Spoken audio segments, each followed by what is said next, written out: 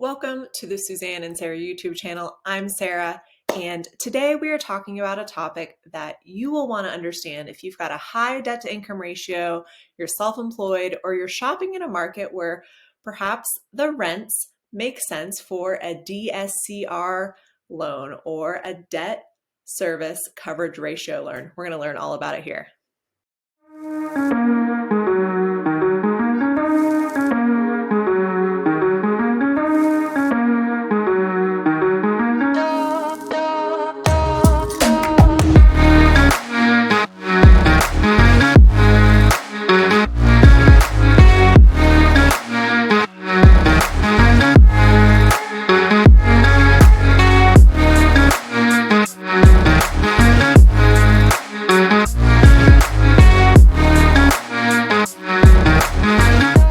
So if you're ready to grow your real estate portfolio, there is an awesome alternative to traditional or conventional loans, which typically depend on how much you're making, what your credit score is, and don't really look at the property as much as it looks at yourself. So we're talking about the DSCR loan here. So if you're low income or self-employed, or as we said before, if your debt to income ratio is too high for a conventional loan, don't fret. We have successful investors, myself included, who has used this loan product to unlock more capital than you thought was maybe possible. So as we already said, DSCR stands for debt service coverage ratio, and it's a game changer for real estate financing. Now, your credit score does still matter. That'll help affect your ultimate interest rate and really just kind of give creditors an idea of whether you're worthy, but it doesn't matter as much as it does in the conventional financing. So you can let go of relying on your W-2s and tax returns, guys, that you thought you had to have all these things, but you don't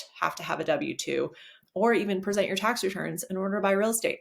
So DSCR loans, they look beyond your personal finances, and they really actually just focus on the cash generating power of the property itself. So in other words, the property qualifies for the loan and not the borrower. Too good to be true?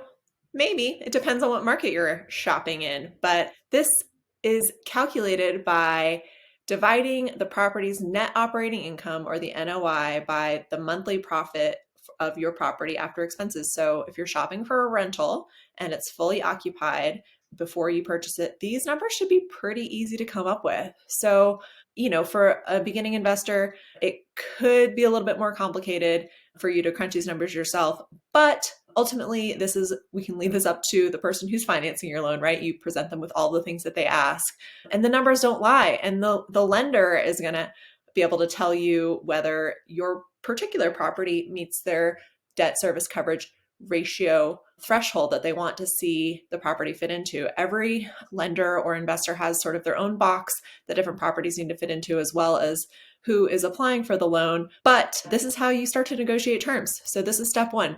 Finding the property that you are interested in purchasing, collecting all of the data involved in it, and then starting to have that conversation with the lender. So these loans are pretty magical. And why are they magical? And we say they're magical because they focus on the property. As we said, traditional loans leave people like us, independent contractors, or people who are self-employed, and other investors with limited options. It's hard for us to sometimes qualify for conventional loans when you're relying on your own income sources or your own creative financing strategies to spread your money out as much as possible.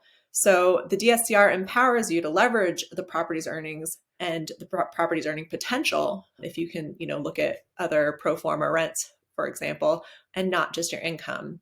So not only does it focus on the property, but it also offers flexibility, a DSCR loan does. You don't have to have a steady paycheck. So when you have a more complex financial situation, when you've got multiple doors, what looks like limited income coming in from your self-employment, it really just falls back on the property. So the stronger the DSCR, or the ratio, the higher possibility it is for you to even put less money down on the property itself. So a property that has a very strong DSCR ratio can qualify for as low as 85% LTV. There's also been a world where, as low as 90% LTV. So putting as little as 10 to 15% down on an investment property is a really good thing in investor world when you're trying to preserve as much cash as possible in order to spread it around on other investments. Also, faster qualification. So this is another magical part of this type of loan. You don't have to go through all your income verification and underwriting for all of your personal situation. Again, we're just looking at the property's cash flow, and these are all things that are easily accessible from, learning about the taxes, insurance, other expenses, utilities. It just makes decision making faster for the investors who you are seeking these DSCR loans from. So anything that seems too good to be true, of course, be skeptical. There are caveats, and here they are. So with DSCR loans, you can definitely expect higher than regular interest rates. So say conventional interest rates at the time were between 6 and 7%. It's not unheard of for DSCR loan interest rates to come in at 8.5 to 10.5%. And that's really just for the convenience factor and a little bit more risk involved for the investor who's lending you the money as well. The second, stricter property requirements. So again, you just can't go shopping in any old market and expect a DSCR loan to pencil out or even be an option.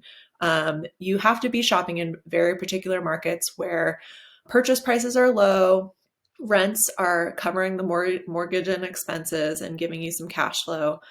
And these markets tend to not have as high appreciation as other markets that have higher purchase prices and lower rents. So again, just depends on where you're shopping. So the property requirements are more strict for DSCR loans than they are for conventional loans because it's the property that's qualifying, not you. So somebody's got to get the hard look. Finally, experienced lenders you're going to need to find someone who knows how to write DSCR loans or has access to investors who will offer loans of this category. So not everybody does it.